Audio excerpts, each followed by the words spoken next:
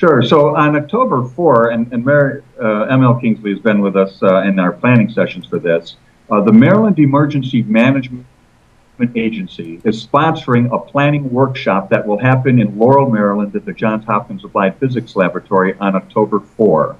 And what we're going to do there is look at a mid-case scenario where, NDU will look at a worst case and a best case scenario on October 3 and October 4 and 5. But in Maryland, we're looking at a mid-case scenario where we're sitting in a similar situation as to New Jersey, where if one of these events happened, you may not know how bad it is and how long it will last.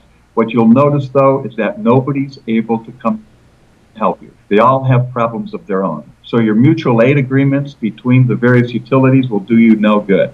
So you have to figure out how do you make it through this time on your own with no power for possibly months. Well, so it's kind of scary, huh? It is scary. And it's real. And InfraGard members are welcome to register both for that by going on that sustainingpeople.com website. You could actually, if you're involved with emergency management, if you are a critical infrastructure player in any regard at all, you're welcome to register for that. We invite folks from outside the area to participate. And also, InfraGard is co-sponsoring a conference on October 6th at the U.S. Capitol Visitor Center. And again, it's a free conference. We raise money to pay for your lunch. SAIC is graciously hosting it. And we will have subject matter experts, folks from the military, likely someone from the White House, and others to be able to present what this means. And we can then be in a better position as InfraGard to think through what are our next steps. So let me play devil's advocate with you for a second here, all right, and try and throw a, kind of like a metal bar in the middle of the wheel here, all right.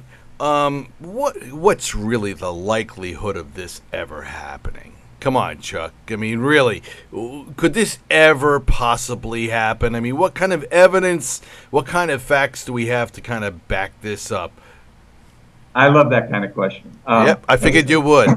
Aside from the fact that this is actually a no hazards approach to this kind of a problem. For example, anybody who's a good marksman, you gather enough people together, you could shoot out these transformers and cause the same event from a coordinated physical attack.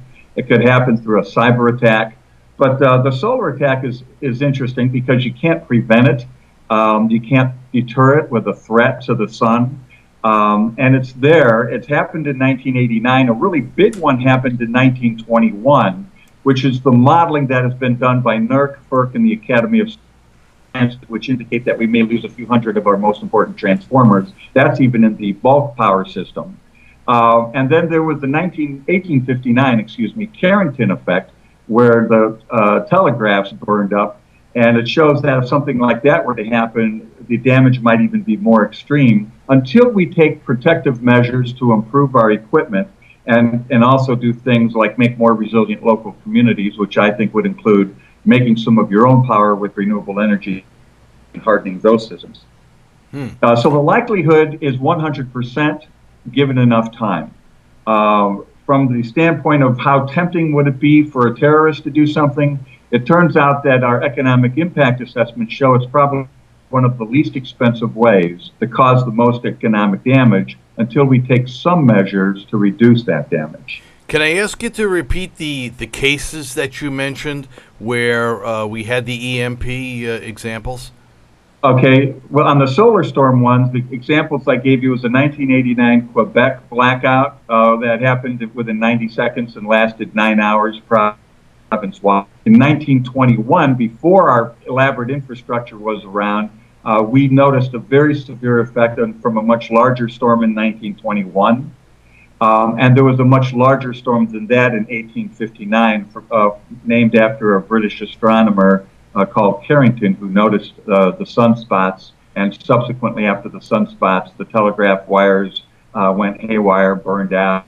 You had folks seeing the aurora at the equator. So we've got about a minute left, all right? And what I'm thinking of is, people up here in the tri-state area, they said, how do you judge this against something like, up here they always poo-pooed earthquake planning. You know, when's the last time New York City's ever had an earthquake? And of course, you know, I see you, ML, right? And we're all kind of laughing and giggling right now. And we said, boy, that was one hell of a shake we got about 3 or 4 weeks ago. All right. All of a sudden, everybody's big time into earthquake planning. All right. So how do you resonate something like this with people that would say, hey, you know, an EMP, the last time is the 1920s. What's the reality? This is going to make the 1990s or the 2000s. Go ahead. How about the Southwest? This was an EMP, but it was a big grid failure in the Southwest recently, and that gives us a little teeny flavor, I think, of the cascading effects that can happen when whatever it is disrupts. Right. Well, we did have that situation in the Northeast power grid not too long ago. We saw what the cascading effects is if the system doesn't get shut down properly. But that's more of a human failure, I think, more than an EMP deal. All right. How do we get to the point of getting people kind of excited about this and saying, hey, this is something that we actually should plan for?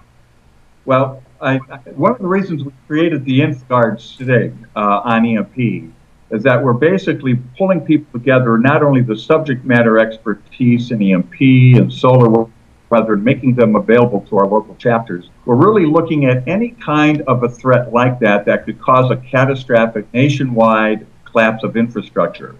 And if you're an InfraGuard member, you can get on the listserv and just begin to converse with us.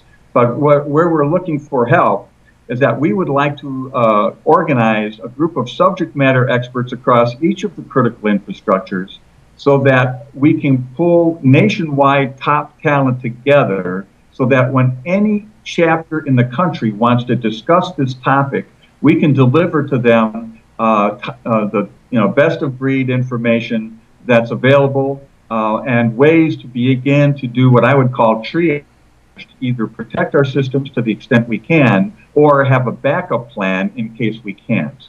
And that's why I think it's so important for us within InfraGuard to invite those who are not members yet but represent other critical infrastructures such as food production and medicine production.